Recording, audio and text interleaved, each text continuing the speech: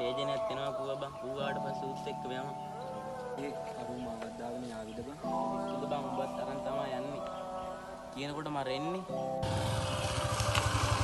දැන් පරක් වුණා යමම් බං. මට බං පරක් වුණා මෙච්චර කරලා බලන් හිටියේ. ඔව් බං දැන්වත් ඉක්මනට යමන්කෝ බං. එලියා වරෙන් බයි යන්න. තුනක් නම් දාගෙන යන්න බෑ බං.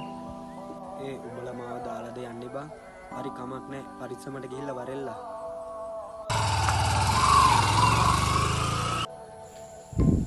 ඇත්තටම ඇයි බං උඹලා මෙහෙම කරේ?